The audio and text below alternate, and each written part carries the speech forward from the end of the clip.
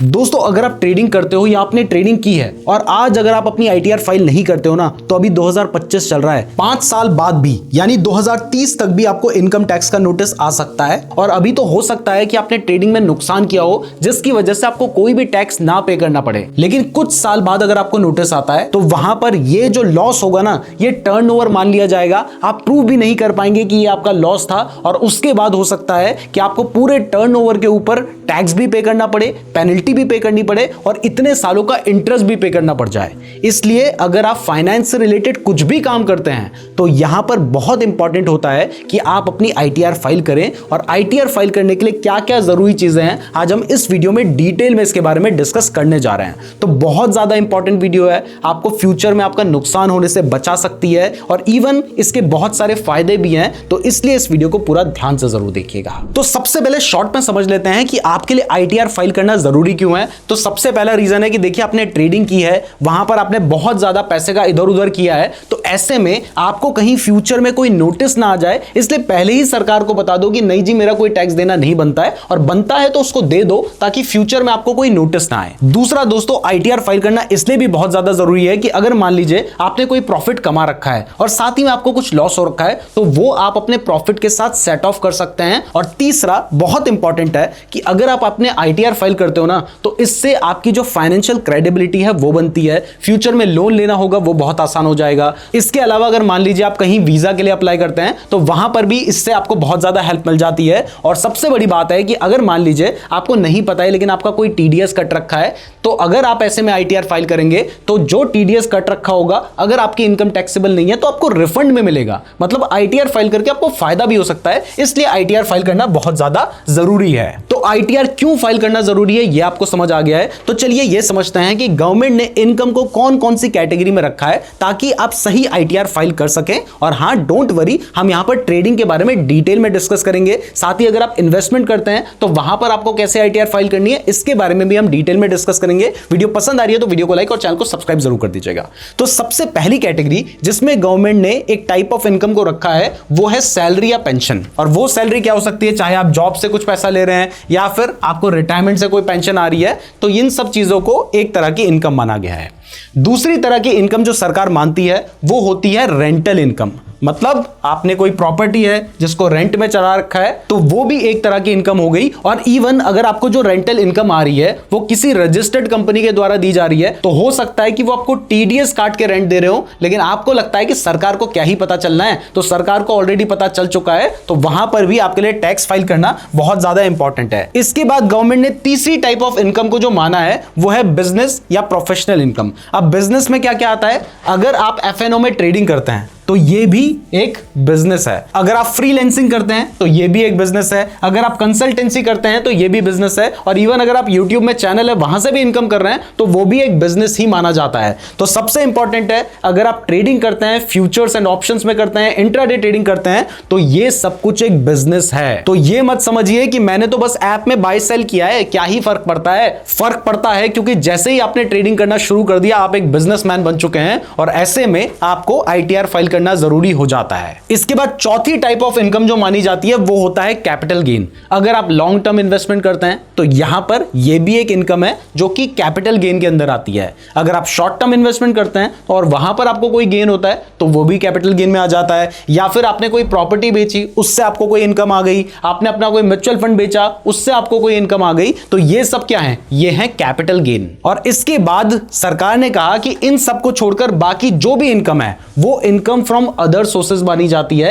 यानी अगर आपको क्रिप्टो करेंसी से कोई इनकम आ रही है तो वो क्या होगी, वो इनकम फ्रॉम अदर सोर्स होगी। अगर आपको गिफ्ट से कोई इनकम आ रही है तो वो भी इनकम फ्रॉम अदर सोर्स होगी। और अगर आपको यहां से कोई इनकम आ रही है तो वो भी इनकम फ्रॉम अदर सोर्स मानी जाएगी। तो अब आपको टाइप ऑफ इनकम समझ आ गई है, तो आप कमेंट बॉक्स में बता दीजिए कि आपकी इनकम कौन कौन सी जगह से आती है। उसके बाद आगे हम देखेंगे कि आपकी इनकम कहां से आती है, तो आपको कौन से टाइप का आईटीआर फाइल करना होगा, क्योंकि आईटीआर सेम तरीके की नहीं नहीं होती है। आईटीआर फॉर्म्स अलग अलग तरीके के होते हैं। तो दोस्तों ये हैं 7 तरीके के आईटीआर फॉर्म्स जो कि फाइल किए जाते हैं, और आपको कौन सा आईटीआर फॉर्म फाइल करना है ये आपकी टाइप ऑफ इनकम के ऊपर डिपेंड करता है। तो चलिए एक एक करके हम सभी टाइप ऑफ आईटीआर फॉर्म को डिस्कस करते हैं। इसमें जो थर्ड आईटीआर फॉर्म होगा ये बहुत इंपॉर्टेंट होगा, जिसमें हम अपनी बिजनेस या फिर जो हम ट्रेडिंग करते हैं उस इनकम को रिपोर्ट किया जाता है। तो दोस्तों सबसे पहली टाइप की जो आईटीआर है वो है आईटीआर 1, जो कि सबसे सिंपल आईटीआर मानी जाती है। इवन नाम भी इसका सहज है। ये आईटीआर आपको कब फाइल करनी है चलिए ये समझते हैं। तो सबसे पहले अगर मान लीजिए आप जॉब करते हैं और आपको सैलरी मिलती है तो इस जगह पर आपके लिए ये एप्लीकेबल हो सकती है। दूसरा, अगर मान लीजिए आपको कोई रेंटल इनकम आ रही है लेकिन सिर्फ एक ही प्रॉपर्टी से आ रही है तब भी आप आईटीआर 1 फाइल कर सकते हैं। और तीसरा, अगर मान लीजिए आपको कोई छोटी मोटी इनकम कुछ अदर सोर्सेज से आ रही है तो उसको भी आप आईटीआर 1 के अंडर फाइल कर सकते हैं। आईटीआर 1 फाइल करना बहुत आसान होता है। इवन आप खुद से भी इसको फाइल कर सकते हैं, आपको किसी सीए की जरूरत नहीं पड़ेगी। लेकिन ध्यान दीजिए, अगर मान लीजिए आपने स्टॉक मार्केट में काम किया है, इन्वेस्टमेंट की है, जहां से आपको कोई कैपिटल गेन हुआ है, म्यूचुअल फंड से कोई कैपिटल गेन हुआ है, तो इस जगह पर आप आईटीआर 1 फाइल नहीं कर सकते हैं। बिजनेस इनकम, क्रिप्टो वगैरह के केस में भी फाइल नहीं कर सकते हैं। एक से ज्यादा जगह से आपको रेंटल इनकम आती है तब भी फाइल नहीं कर सकते हैं। और अगर आपकी इनकम 50 लाख रुपए से ज्यादा है, फिर चाहे वो सैलरी से ही क्यों ना आ रही हो, तब भी आप आईटीआर 1 को फाइल नहीं कर सकते हैं। तो क्या आप पे आईटीआर 1 एप्लीकेबल होती है? कमेंट करके बताइएगा। वीडियो पसंद आ रही है तो वीडियो को लाइक जरूर कीजिएगा। अब चलते हैं हमारे second type of ITR form की तरफ, और वो है आईटीआर 2। अब अगर आईटीआर 2 की बात करें तो आईटीआर 2 आप तब फाइल करेंगे जब आपकी इनकम किसी सैलरी या पेंशन से तो आ रही है लेकिन वो साल में 50 लाख रुपए से ज्यादा है। 50 लाख से कम है तो आईटीआर 1 फाइल करना है। अगर 50 लाख से ज्यादा है तो इस केस में आपको आईटीआर 2 को फाइल करना होगा। या फिर अगर मान लीजिए आपको कोई रेंटल इनकम आ रही है जो कि एक से ज्यादा प्रॉपर्टी से आ रही है, आपकी 3-4 प्रॉपर्टी है, वहां से आपको रेंटल इनकम आ रही है, तो इस जगह पर भी आपको आईटीआर 2 फाइल करनी होगी। तीसरा, सबसे ज्यादा जरूरी, अगर आपने म्यूचुअल फंड में इन्वेस्टमेंट कर रखी है, स्टॉक मार्केट में इन्वेस्टमेंट कर रखी है, या फिर कहीं पर भी ऐसी इन्वेस्टमेंट कर रखी है जिसके ऊपर आपको कैपिटल गेन हुआ है, यानी फायदा हुआ है, वो चाहे शॉर्ट टर्म कैपिटल गेन हो या फिर आपने कई सालों तक इन्वेस्टमेंट की थी उसके ऊपर आपको प्रॉफिट हुआ, यानी वो long term capital gain tax हो, तो इस जगह पर भी आपको आईटीआर 2 फाइल करनी होगी। इसके अलावा अगर मान लीजिए आपने क्रिप्टो करेंसी में इन्वेस्टमेंट कर रखी थी, उसके ऊपर आपने इनकम कमाई है, तो तब भी आपको आईटीआर 2 फाइल करनी होगी। आप आईटीआर 1 इस केस में फाइल नहीं कर सकते हैं। अब क्रिप्टो इनकम की जब बात आ रही है तो यहां पे क्लियर कर दूं कि इसके बारे में हमने आगे डिटेल में बात की है। यहां पर हम क्रिप्टो एज एन इन्वेस्टमेंट की बात कर रहे हैं, क्रिप्टो में फ्यूचर्स एंड ऑप्शंस ट्रेडिंग की बात नहीं कर रहे हैं, तो इस चीज का जरूर ध्यान रखिएगा। इसके अलावा अगर मान लीजिए आपको कोई फॉरेन इनकम आती है तो तब भी आपको आईटीआर 2 फाइल करना होगा। लेकिन अगर मान लीजिए आपको सैलरी से 50 लाख से ज्यादा इनकम आ रही है तो आईटीआर 2 के लिए आप एलिजिबल हो रहे थे, लेकिन अगर आपने साथ में फ्यूचर्स एंड ऑप्शंस में ट्रेडिंग भी कर रखी है तो वो क्या है, वो एक बिजनेस है, या फिर आपने कोई और बिजनेस शुरू कर रखा है, तो इस जगह पर आपको आईटीआर 2 फाइल नहीं करनी होगी। अब आपको आईटीआर 3 देखते हैं कि क्या वो फाइल करनी होगी। अगर आप इसमें एलिजिबल हैं तो कमेंट करके जरूर बता दीजिएगा। अब हम आईटीआर 3 में चलते हैं। तो यहां पर आती है वो इनकम जो कि आप ट्रेडिंग से कमा रहे हैं या फिर किसी बिजनेस से कमा रहे हैं, क्योंकि सरकार मानती है कि जो ट्रेडिंग है वो एक बिजनेस ही है। और मैंने भी आपको बहुत बार बोला है कि ट्रेडिंग को एक बिजनेस समझ के ही काम करो। वहां पर जो नुकसान हो रहा है उसको मानो कि ये बिजनेस में नुकसान हुआ है, जो प्रॉफिट हुआ है वो भी अपना रेवेन्यू समझो, उसको प्रॉफिट मत समझो। ओवरऑल जो आप साल में बचाएंगे वो आपका प्रॉफिट होगा। तो अब आ जाते हैं आईटीआर 3 में। देखिए, अगर मान लीजिए आप आईटीआर 1 में एलिजिबल नहीं हो रहे थे, आप आईटीआर 2 में भी एलिजिबल नहीं हो रहे थे, तो बहुत ज्यादा चांसेस हैं कि आप आईटीआर 3 में एलिजिबल हो जाएंगे। क्योंकि अगर आपको मान लीजिए सैलरी से भी इनकम आ रही है, आपने कहीं पर इन्वेस्टमेंट कर रखी थी, चाहे स्टॉक मार्केट में कर रखी थी, म्यूचुअल फंड में कर रखी थी, जिसके ऊपर आपको कैपिटल गेन हुआ है, और इसके साथ साथ आप कोई बिजनेस करते हैं या फिर ट्रेडिंग करते हैं, तो आप आईटीआर 3 में एलिजिबल हो जाते हैं। यानी आपको आईटीआर 3 फाइल करनी होती है। यानी कह सकते हैं कि आईटीआर 2 में जो जो चीजें थी, अगर उसके ऊपर आप एफएनओ में ट्रेडिंग करते हैं या फिर कोई बिजनेस करते हैं तो आप आईटीआर 3 के लिए एलिजिबल हो जाते हैं। तो यहां पर आपको क्लियर हो गया है कि अगर आप फ्यूचर्स एंड ऑप्शंस में ट्रेडिंग करते हैं, यानी स्टॉक मार्केट में जो ऑप्शन ट्रेडिंग होती है, अगर आपने वो की है, फ्यूचर्स ट्रेडिंग की है, या फिर स्टॉक मार्केट में चाहे आप इंट्राडे ट्रेडिंग ही क्यों ना कर रहे हो, आप आईटीआर 3 में एलिजिबल होते हैं। और सबसे बड़ी बात है, मैं जब भी डेल्टा एक्सचेंज के ऊपर वीडियो बनाता हूं, क्रिप्टो के फ्यूचर्स एंड ऑप्शंस के ऊपर भी जब मैं वीडियो बनाता हूं, वहां पर भी मैं मैं आपको कहता हूं कि वहां पर 30% टैक्स एप्लीकेबल नहीं होता है। वो इसलिए ही एप्लीकेबल नहीं होता है क्योंकि वहां पर आप फ्यूचर्स एंड ऑप्शंस में ट्रेडिंग कर रहे हैं। अगर आप डायरेक्ट क्रिप्टो में ट्रेड कर रहे होते तो उसके लिए सरकार ने रूल बना रखा है कि आपको सीधा सीधा 30% टैक्स दे देना है। लेकिन अगर मान लीजिए आप क्रिप्टो के फ्यूचर्स एंड ऑप्शंस में ट्रेड कर रहे हैं तो फिर आपको ITR 3 फाइल करनी होगी, और इसको फाइल करने का फायदा भी बड़ा है, उसको भी मैं आपको बताऊंगा। तो पहली मैंने आपको क्लियर कर दी, FNO ट्रेडिंग कर रहे हो, चाहे क्रिप्टो में कर रहे हो या फिर आप स्टॉक मार्केट में कर रहे हो, इंट्राडे ट्रेडिंग कर रहे हो, तो फिर आप ITR 3 में आते हैं। अगर आप किसी और तरीके का बिजनेस कर रहे हैं तब भी आप ITR 3 में आते हैं। अगर आप सैलरी कमा रहे हैं, इन्वेस्टमेंट भी कर रखी है, साथ में ट्रेडिंग कर रहे हो, साथ में बिजनेस कर रहे हो, तब भी आप ITR 3 में आ जाते हैं। और अगर मान लीजिए आप क्रिप्टो भी एज अ बिजनेस कर रहे हैं तब भी आप ITR 3 में आ जाते हैं। अब ITR 3 का फायदा यह है कि देखिए ITR 3 में आप क्या कर रहे हैं, आप बिजनेस कर रहे हैं। तो जब बिजनेस होता है तो उसमें जो भी पैसा आपके पास आ रहा है वो आपका प्रॉफिट नहीं होता है, वो आपका रेवेन्यू होता है। यानी इस जगह पर आपके जो भी एक्सपेंसेस होंगे आप वो भी दिखा पाएंगे। तो अगर मान लीजिए आपने फ्यूचर्स एंड ऑप्शंस में ट्रेडिंग की और वहां पर आपको नुकसान हो गया और उसके बाद आपको किसी दिन प्रॉफिट हो गया, तो ऐसा नहीं है कि सिर्फ प्रॉफिट के ऊपर टैक्स दोगे, नुकसान की कोई सुनेगा ही नहीं।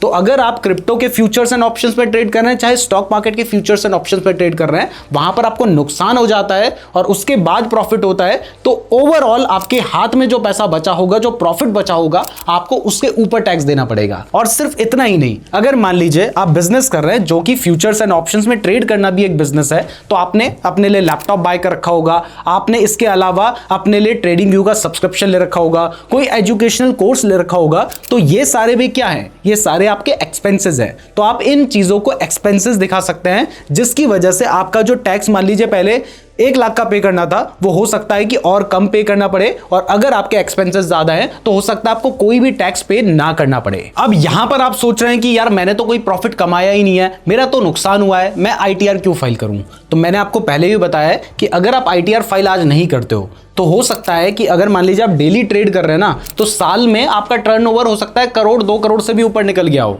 लेकिन आपको पता ही ना हो और आप अपनी ITR फाइल ही ना करें, जिसकी वजह से आप तो मस्त चले जा रहे हो, लेकिन कई सालों बाद हो सकता है कि आपको इनकम टैक्स का नोटिस आ जाए जिसमें दिखाया हो कि आपने करोड़ों की ट्रांजैक्शन कर रखी है और आप सोचो कि यार मैं तो नुकसान में था, और वहां पर एक बहुत बड़ी डिमांड भी आपसे मांगी जा सकती है, और इवन उसमें हो सकता है इंटरेस्ट भी हो, और इवन कुछ केसेस तो ऐसे भी होते हैं कि मान लीजिए आपके पास समन पहुंचा ही नहीं, तो वहां पर आपके अगेंस्ट ऑर्डर हो गया। अब अगर आपको वो केस लड़ना है तो आप टैक्स तो पे करोगे नहीं क्योंकि आपकी इनकम थी नहीं, आप कोर्ट में जाओगे केस करने के लिए, तो वहां पर भी आपको पहले कुछ अमाउंट जमा कराना पड़ेगा, तब भी आप केस लड़ पाएंगे। मतलब बहुत बड़ा झंझट हो सकता है, इसलिए ITR जरूर फाइल कीजिए।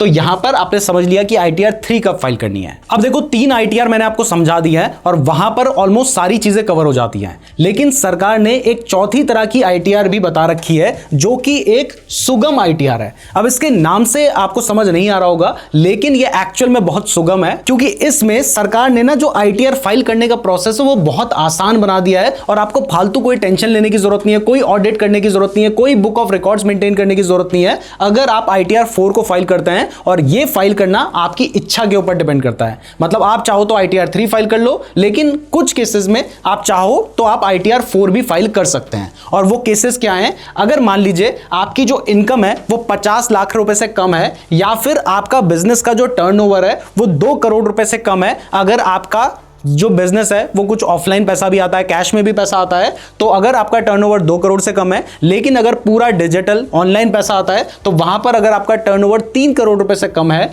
तो इस केस में आप ITR 4 में जा सकते हैं।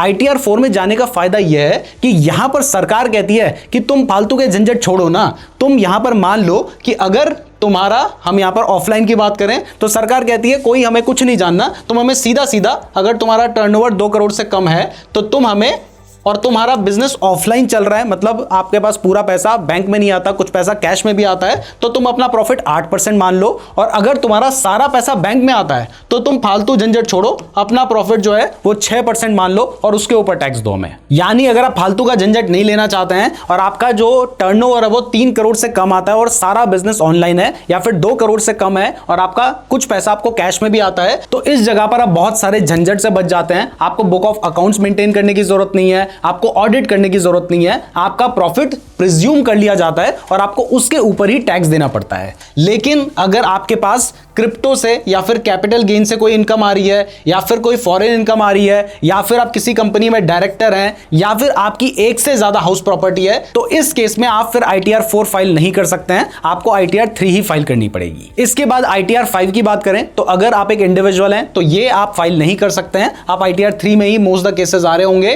क्योंकि यहां पर जो फर्म्स होती हैं, LLPs होती हैं, बाकी जितनी भी बिजनेस बॉडीज हैं कंपनीज को छोड़कर, वो सबको ITR 5 फाइल करना होता है। और इसके बाद अगर आपकी कोई प्राइवेट लिमिटेड कंपनी है तो वहां पर आपको ITR 6 फाइल करना होता है। और अगर मान लीजिए कोई चैरिटेबल ट्रस्ट है या फिर पॉलिटिकल एंटिटी है तो फिर उसको ITR 7 फाइल करनी होती है। तो अब आपको सारे ITR फॉर्म समझ आ गए हैं, तो अब हम क्रिप्टो के बारे में थोड़ा सा डिटेल में बात कर लेते हैं। लेकिन उससे पहले अगर आप चाहते हैं कि हम आपको एक लाइव डेमो दें जिसमें हम आपको ITR फाइल करके भी दिखाएं, तो इसके लिए कमेंट कीजिएगा। अगर आप लोगों के अच्छे खासे कमेंट आते हैं तो हम इस टॉपिक के ऊपर वीडियो बनाएंगे, मतलब कम से कम 3000 कमेंट चाहिए तभी इस टॉपिक के ऊपर हम वीडियो बनाएंगे। लेकिन कमेंट आते हैं तो हम जरूर बनाएंगे, इसलिए कमेंट जरूर कर दीजिएगा। तो अगर क्रिप्टो में टैक्स की बात करें तो आपको पता है कि अगर आप डायरेक्टली क्रिप्टो करेंसी में ट्रेड करते हैं, इन्वेस्ट करते हैं, यानी डायरेक्टली क्रिप्टो करेंसी को बाय या सेल करते हैं, तो इस जगह पर आपके ऊपर 30% टैक्स एप्लीकेबल होता है। और सबसे बड़ी बात है कि यहां पर आपका जो प्रॉफिट होता है ना, वो लॉस के साथ सेट ऑफ भी नहीं होता है। लेकिन अगर आप क्रिप्टो के फ्यूचर्स में ट्रेड करते हैं ना, तो यहां पर ये जो 30% वाला रूल है ये अप्लाई नहीं होता है, और आपका जो नुकसान होगा वो भी आपके प्रॉफिट के साथ सेट ऑफ कर लिया जाएगा। और इसके लिए जिस प्लेटफॉर्म का मैं यूज करता हूं उसका नाम है डेल्टा एक्सचेंज। ये इंडिया में FIU रजिस्टर्ड है, जहां पर आप इंडियन रुपीज में ही पैसे ऐड और विड्रॉ भी कर सकते हैं। इसके अलावा वहां पर आपको 200 गुने तक का लेवरेज भी मिल जाता है। तो अगर आप इस 30% टैक्स से बचना चाहते हैं तो आप डेल्टा एक्सचेंज में अपना अकाउंट ओपन कर सकते हैं, लिंक डिस्क्रिप्शन पे दिया गया है। और अगर आप हमारे लिंक का यूज करके अपना अकाउंट ओपन करते हैं तो सबसे पहले तो आपकी जो ट्रेडिंग फीस होगी उसमें आपको डिस्काउंट भी मिलेगा, और इसके अलावा हमारे जो फ्यूचर गिव अवेज होंगे आप उनके लिए भी एलिजिबल हो जाएंगे। तो इसलिए हमारे लिंक से ही अपना डेल्टा एक्सचेंज में अकाउंट ओपन कीजिएगा। वीडियो पसंद आई है तो वीडियो को लाइक और चैनल को सब्सक्राइब जरूर कर दीजिएगा। अगर आप क्रिप्टो ट्रेडिंग के बारे में डिटेल में सीखना चाहते हैं तो आप इस वीडियो को देख सकते हैं, और अगर आप डेल्टा एक्सचेंज में अकाउंट ओपन करना चाहते हैं तो ये वाली वीडियो देख लीजिएगा। धन्यवाद।